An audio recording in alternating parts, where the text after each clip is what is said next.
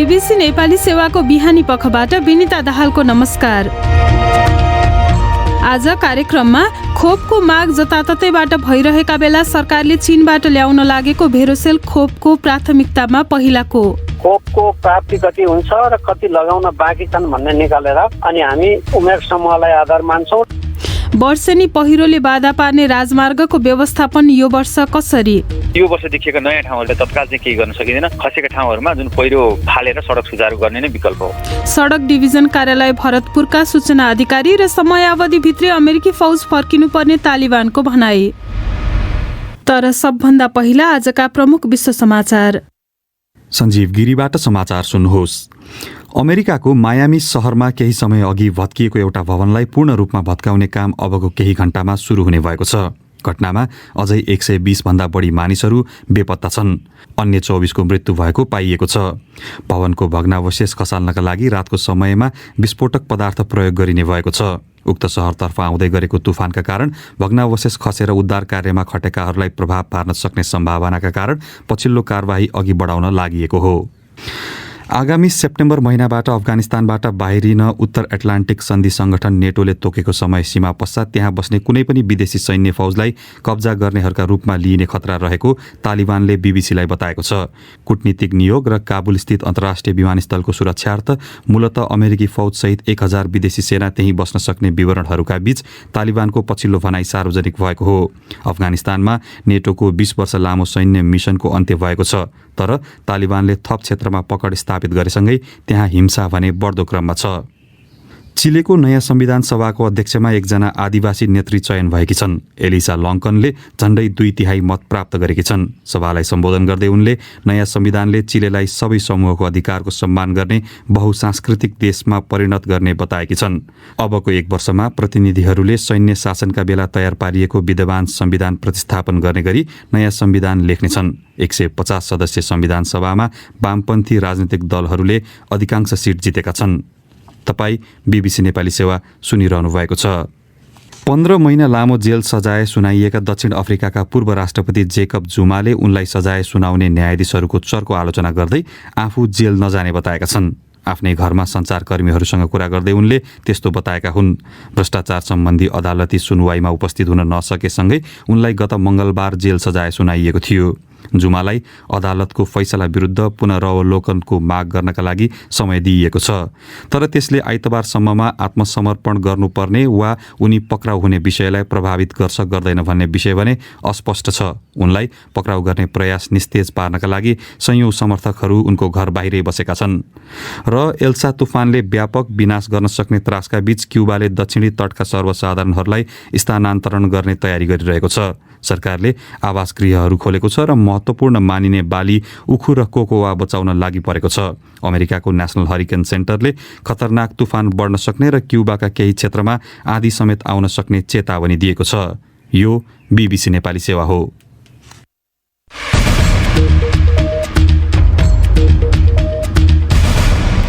बिहानी पखमा तपाईलाई स्वागत छ। सरकारले चीनबाट खरिद गरेर ल्याउन लागेको भेरोसेल खोप उपलब्धताका आधारमा खोप सम्बन्धी राष्ट्रिय कार्ययोजना अनुसार 55 वर्ष माथि उमेर समूहलाई दिइने अधिकारीहरूले बताएका छन्। विपदका कारण विस्थापित भएकाहरूलाई पनि प्राथमिकतामा राखिएको बताइएको छ। प्रत्येक सातामा आउने भनिएको भेरोसेल खोप कति परिमाणमा आउँदैछ भन्ने एकिन विवरण चाहिँ अधिकारीहरूले सार्वजनिक गरेका छैनन्। सुनौ नेत्र केसीको यो रिपोर्ट। खोप अभावका कारण नयाँ व्यक्तिहरूलाई खोप लगाउने अभियान हाल बन्द छ। चीनले दिएको भेरोसेल खोपको दोस्रो चरणको अभियान मङ्गलबार सुरु हुँदै गर्दा खरिद गरिने खोप दिन पनि चीन तयार भएको अधिकारीहरूले बताएका छन्। जुन खोपको पहिलो परिमाण यसै साताभित्र आइपुग्ने जनाइएको छ। साप्ताहिक रूपमा ल्याइने भनेको उक्त खोप कसलाई दिने भन्ने बारेमा हालसम्म कुनै निर्णय भएको छैन। तर स्वास्थ्य सेवा विभाग अन्तर्गत खोप शाखाका प्रमुख डाक्टर झलक शर्मा गौतम भन्छन्, अब खोप प्राप्तिको आधारमा हामीले 55 भन्दा माथि खोपको प्राप्ति कति हुन्छ र कति लगाउन बाँकी छन् भन्ने निकालेर अनि हामी उमेर समूहलाई आधार मान्छौँ। कति परिमाण र कति मूल्यमा खोप खरिद गरिएको हो भन्ने चाहिँ स्वास्थ्य मन्त्रालय र स्वास्थ्य सेवा विभाग दुवै निकायका अधिकारीहरूले खुलाउन चाहेनन्। तर खोप ढुवानी गर्न भनिएको नेपाल वायुसेवा निगमका महाप्रबन्धक डिम प्रसाद पौडेल भन्छन्, 3 पटक तपाईहरु जानलाई तयारी अवस्थामा रहनुस् भनेर भनेको छ र पहिलो लट चाहिँ हामी अब त्यही 8 तारिक जान्छौँ, दोस्रो लट चाहिँ 15 तारिक जाने 16 तारिक आउने अनि तेस्रो लट चाहिँ 22 तारिक जाने र 23 तारिक आउने। यो हिसाबले हामीले प्लान गरेका छौँ। यसमा न्यूनतम 10 लाख चाहिँ प्रति फ्लाइट हामीले ल्याउन सक्छौँ। अब उता चिनिया पक्षले चाहिँ त्यही अनुरूप नै खोप तयार हुने भएको हुँदा त्यसरी नै पठाउने गरी चाहिँ व्यवस्था गर्नु भनेका छन्। हालैको बाढी पहिरो पीडितलाई खोपमा प्राथमिकता दिने भन्ने निर्णय भइसकेको तर अन्य पेशाका विषयमा भने फरक निर्णय हुनुपर्ने अधिकारीहरूको भनाइ छ। स्वास्थ्य सेवा विभागको परिवार कल्याण महाशाखाका प्रमुख डाक्टर तारानाथ पोखरेल, कार्ययोजना परिवर्तन गर्नुपर्छ। त्यसको लागि चाहिँ अरू समूहमा जानुभयो भने अब क्याबिनेटको डिसिजन चाहियो, नेपाल सरकारको निर्णय नै चाहिन्छ। त्यो आवश्यकता महसुस गर्यो नेपाल सरकारले, स्वास्थ्य मन्त्रालयले भने त्यसपछि त्यो निर्णय गर्नु पर्यो, परिवर्तन गर्नु पर्यो, अब कार्ययोजना संशोधन गर्नु पर्यो अनि त्यसै अनुसार जानु पर्यो। हालसम्म नेपालले चीनबाट अनुदानमा पाएको 18 लाख भेरोसेल खोप मध्ये 13,72,000 मात्रा खोप वितरण भइसकेको स्वास्थ्य मन्त्रालयले जनाएको छ। नेत्र केसी, BBC, काठमाडौँ। अर्को विषय, पछिल्ला दिनमा लगातारको वर्षाका कारण विभिन्न सडक मार्गहरू अवरुद्ध भएका विवरणहरू आइरहेका छन्। पहिरोका कारण सबैभन्दा बढी राजधानी काठमाडौँलाई देशका विभिन्न जिल्ला जोड्ने पृथ्वी राजमार्ग अन्तर्गतको नारायणगढ मुगलिङ सडक खण्डमा यात्रुहरू प्रभावित भएको बताइएको छ। हामीले सडक डिभिजन कार्यालय भरतपुरका सूचना अधिकारी समेत रहेका इन्जिनियर शिव खनाललाई सम्पर्क गरी उक्त सडक खण्डमा यसरी पटक पटक पहिरो जानुका कारण के हुन् भनेर सोधेका छौँ।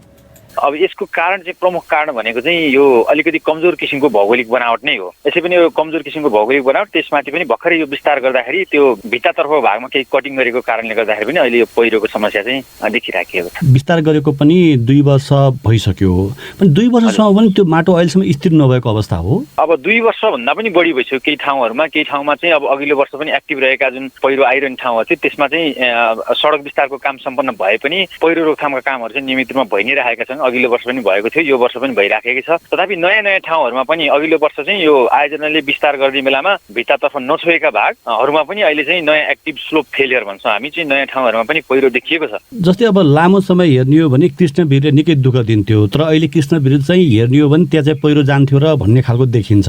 त्यसै गरी जुन क्षेत्रमा अहिले पहिरो गइरहेको छ त्यो क्षेत्रलाई पहिरो नआउने गरी बनाउन सकिँदैन र स्टडीबाट चाहिँ समस्या देखिएका ठाउँहरूमा चाहिँ अघिल्लो वर्ष त्यस्ता ठाउँहरूमा पहिरो रोकथामको काम गरेर हामीले काम सम्पन्न गरिसकेका छौँ र ती ठाउँहरू चाहिँ स्टेबलाइज पनि करिब सबै ठाउँमा स्टेबलाइज भइसकेका छौँ। अब नयाँ नयाँ ठाउँहरू देखिरहेका छन्। एउटा ठाउँ गरिसकेपछि अर्को नयाँ ठाउँमा पनि त्यस्तै समस्याहरू दोहोरिरहेको देखिएको छ। ती ठाउँहरूलाई पनि गर्न सकिन्छ। त्यो ठाउँमा सरसफाइ गरिसकेपछि अब बायो इन्जिनियर लगायत अरू स्ट्रक्चरल मेजरहरू गरेर त्यसलाई कम्प्लिटली रोक्न 1 देखि 2 वर्षहरू चाहिँ कुर्नु पर्ने नै हुन्छ। यो वर्ष देखिएका नयाँ ठाउँहरू देखिएका छन्, त्यसलाई तत्काल चाहिँ केही गर्न सकिँदैन। खसेका ठाउँहरूमा जुन पहिरो फालेर सडक सुचारू गर्ने नै विकल्प हो। भने अझै पनि 2 वर्ष जति त्यो सडक मार्गमा बर्खा लाग्यो भने यस्तै खालको दुःख हुने हो। अब पहाडी सडक हेर्नुहोस् 2 वर्ष मात्रै नहुने, यो त लामो समयसम्म पनि यस्तो समस्या त यो जुन हिल रोडमा भएका राजमार्गहरूमा चाहिँ यो समस्या रहि नै रहन सक्छ। 2 नै वर्ष नहुन अगाडि लामो समयसम्म पनि यो केही न केही ठुलो भोल्युमको हिसाबले सानो ठुलो होला, तर केही न केही समस्या चाहिँ पहाडी सडकमा यो पहिरोको त रहि नै रहन्छ। यो चाहिँ अब दीर्घकालीन कुरा भयो। तत्कालीन कुरा गरौँ, अहिले पनि लामो समयसम्म रोकिनु पर्या भनेर गुनासो आइरहेको छ। यो सडक खुलाउनमा चाहिँ अहिले के प्रयास भइरहेको छ र समस्या के भइरहेको छ? यस्तो छ सर, हामीले जुन सडक विभागको आफ्नै पहलबाट चाहिँ हाम्रो आफ्नै इक्विपमेन्ट्सहरू ठाउँ ठाउँमा जुन अलिक समस्याग्रस्त ठाउँहरूमा चाहिँ हामीले त्यो टिम चाहिँ मोबिलाइज गरेकै छौँ। हाम्रो त्यो स्ट्यान्ड बाई टिम छ, तर काम गर्ने समय भनेको चाहिँ दिउँसो चाहिँ हामीले सबै काम गर्छौँ। रातिको समयमा चाहिँ पनि पहिरो आयो भनेदेखि चाहिँ त्यो ठाउँमा चाहिँ राति क्लियर गर्नलाई चाहिँ अलिक समस्या हुन्छ। माथिबाट चाहिँ पानी परेको बेलामा ढुङ्गा र पहिरो खसिरहने तल बसेर चाहिँ पहिरोको सरसफाइको काम गर्न सकिँदैन। त्यो एकदम सुरक्षालाई ध्यान दिँदाखेरि रातिको समय त्यति उपयुक्त पनि हुँदैन। अर्को चाहिँ पहिरो चाहिँ आएर 2 घन्टा बाटो बन्द भयो, अर्को 2 घन्टा सफाइ गर्न लाग्यो, 4 घन्टा मानौँ चाहिँ त्यो पहिरोले टोटल डिस्टर्ब गर्यो भने दिनैभरि जस्तो चाहिँ त्यो ट्राफिक अस्तव्यस्त हुन्छ। दुवैतिर गाडी चाहिँ जामले गर्दाखेरि पनि त्यो समस्या चाहिँ भोग्नु परिरहेको छ। त्यो क्षेत्रमा पहिरो गयो भने चाहिँ कुन ठाउँमा त्यस्ता साधनहरू राखिएका छन् र मानिसहरूले बीचमा रोकिनु पर्यो, पहिरो आएर रोकियो भनेपछि खबर चाहिँ कहाँ गर्ने? नारायणगढ मुगलिङ सडकको चाहिँ सेती दोकान भन्ने ठाउँको वारी र पारीपट्टि चाहिँ हाम्रो हेभी इक्विपमेन्टहरू तैनात छन्। त्यस्तै गरी चाहिँ अलि बढी समस्या हुने चाहिँ 4 किलो भन्ने ठाउँ हो। त्यसको लागि चाहिँ मुगलिनमा एउटा चाहिँ हाम्रो हेभी लोडर छ। 4 किलोमिटरको नारायणगढतर्फ चाहिँ त्यो पहिरोको स्पटको लेफ्ट र राइट दुवैतिरबाट चाहिँ त्यस्तो भइहालेमा चाहिँ पहिरो खसिहालेमा सरसफाइ गर्न सजिलो छ भने दुवैतिर एट्याक गर्ने गर्ने हिसाबले हामीले 4वटा हेभी इक्विपमेन्ट चाहिँ नारायणगढ मुगलिङ सडकको लागि नै तैनाथ गरिरहेका छौँ भने यता पृथ्वीराजमार्गलाई चाहिँ लक्षित गरेर फिस्लिङ भन्ने ठाउँमा पनि हाम्रो एउटा लोडर छ। आपतकालीन अवस्थामा त्यसलाई पनि यता लिएर आउन सकिन्छ अथवा यसको लागि पनि उता लिएर जान सकिन्छ। त्यसको लागि चाहिँ कसैले सम्पर्क गर्नु परिहाल्यो भने नारायणगढ मुगलिङ सडक आयोजनाका इन्जिनियर तथा सूचना अधिकारी म आफै सिओ खनालको नम्बर 98 550 92 218 पनि सम्पर्क गर्न सकिन्छ। त्यसैगरी जिल्ला स्थित हाम्रो ट्राफिकको कार्यालय र अनि प्रहरीको सम्पर्क गरेर पनि त्यो जानकारीहरू टिपाउन सकिन्छ। उनी थिए सडक डिभिजन कार्यालय भरतपुरका सूचना अधिकारी समेत रहेका इन्जिनियर शिव खनाल। साथी नेत्र केसीसँग कुरा गर्दै अब देश बाहिरको एउटा खबर। आगामी सेप्टेम्बर महिनाबाट अफगानिस्तानबाट बाहिरिन उत्तर एटलान्टिक सन्धि संगठन नेटोले तोकेको समय सीमा पश्चात त्यहाँ बस्ने कुनै पनि विदेशी सैन्य फौजलाई कब्जा गर्नेहरूका रूपमा लिइने खतरा रहेको तालिबानले बीबीसीलाई बताएको छ। कूटनीतिक नियोग र काबुल स्थित अन्तर्राष्ट्रिय विमानस्थलको सुरक्षार्थ मूलत अमेरिकी फौज सहित 1000 विदेशी सेना त्यही बस्न सक्ने विवरणहरूका बीच तालिबानको पछिल्लो भनाई सार्वजनिक भएको हो। बीबीसी विवरणमा आधारित रिपोर्ट सुनौ सञ्जीव गिरीबाट। अफगानिस्तानमा नेटोको 20 वर्ष लामो सैन्य मिसनको अन्त्य भएको छ, तर तालिबानले थप क्षेत्रमा पकड स्थापित गरेसँगै त्यहाँ हिंसा भने बढ्दो क्रममा छ। अफगानी सुरक्षा निकायले एक्लै देशको सुरक्षाको जिम्मा लिने तयारी गर्दै गर्दा काबुलको भविष्यबारे चिन्ता बढिरहेको छ।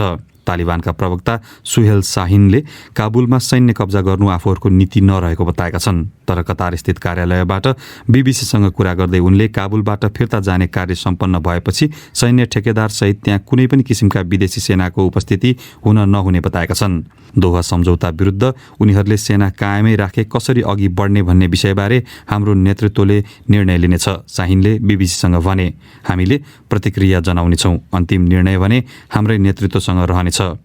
उनले कूटनीतिज्ञ, गैर सरकारी संस्था र अन्य विदेशी सर्वसाधारणहरूलाई तालिबानले निशाना नबनाउने बताउँदै उनीहरूलाई दिइँदै आएको सुरक्षाको आवश्यकता नरहेको बताए। सञ्जीव गिरी। अब बिहानी पखको अन्तिम विषय।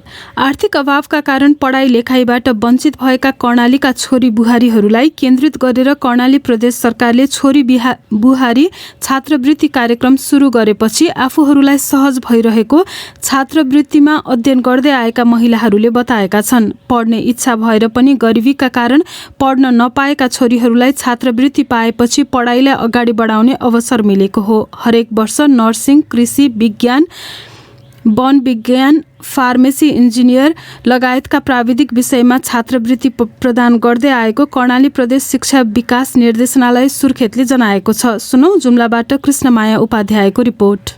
घरको आर्थिक अवस्था कमजोर भए पनि छात्रवृत्तिमा नर्सिङ विषयमा पढ्न पाएको हुनाले खुसी लागेको बताउँछिन् जुम्लाको कनका सुन्दरी गाउँपालिकाकी सुजता रोकाया। धेरै खुसी छ, पैसामा चाहिँ ढुक्क हुन्छ, अब पढ्न पाउँछन् राम्रोसँग भन्ने। आर्थिक अभावका कारण आफूले पहिला पढ्न नपाएको भए पनि अहिले छात्रवृत्ति पाएपछि काठमाडौँमा एचए विषयको दोस्रो वर्षमा अध्ययन गर्दै आएको हुनाले पछि आफ्नै गाउँमा फर्किएर स्वास्थ्य सेवा दिने उद्देश्यले आफ्नो पढाइलाई अगाडि बढाइरहेको बताउँछिन् हुम्लाको नामखा गाउँपालिकाकी जिग्मेत साङमु लामा। काउन्सिलिङ गर्न सकोस्, मेरोबाट गाउँमा कसैलाई के भयो भने उहाँले उनीहरूलाई औषधि भन्न सक्नु, उनीहरूलाई अलिकति त्यो सरसफाइको बारेमा अहिले के भन्न सकोस् भनेर हो। महिलाहरूको प्राविधिक शिक्षामा पहुँच वृद्धि गर्ने उद्देश्यले कर्णाली प्रदेश सरकारले आर्थिक वर्ष 2075-76बाट यो कार्यक्रमलाई निरन्तरता दिँदै आएको जनाएको छ। कर्णालीको स्थानीय बासिन्दा भएको र सरकारी विद्यालयबाट एसईई र एसएलसी उत्तीर्ण गरेका गरिब तथा विपन्न वर्गका छोरी बुहारीहरूलाई केन्द्रित गरेर यो कार्यक्रम सञ्चालन भइरहेको बताउँछन् शिक्षा विकास निर्देशनालय सुर्खेतका योजना शाखा अधिकृत अर्जुन शाही। बुहारीलाई पनि उच्च शिक्षा अध्ययनका लागि अथवा प्राविधिक शिक्षाका लागि प्रमोट गर्नुपर्छ। छोरी जस्तै बुहारी पनि हुन् भन्ने खालको चाहिँ लेसन दिनका लागि छोरी बुहारी छात्रवृत्ति भनेर समेटिएको अवस्था हो। अहिलेसम्म कर्णालीका 262 जना महिलाहरूले छोरी बुहारी छात्रवृत्तिमा अध्ययन गर्दै आएको शिक्षा विकास निर्देशनालय सुर्खेतले जनाएको छ। यस वर्षबाट 50 जना सुर्खेतबाट र अन्य 9 जिल्लाका 10-10 जना गरेर 130 जना छोरी बुहारीहरूले हरेक वर्ष छात्रवृत्तिमा अध्ययन गर्न पाउने भएको अधिकारीहरूले बताएका छन्। कृष्णमाया उपाध्याय, बीबीसी जुम्ला।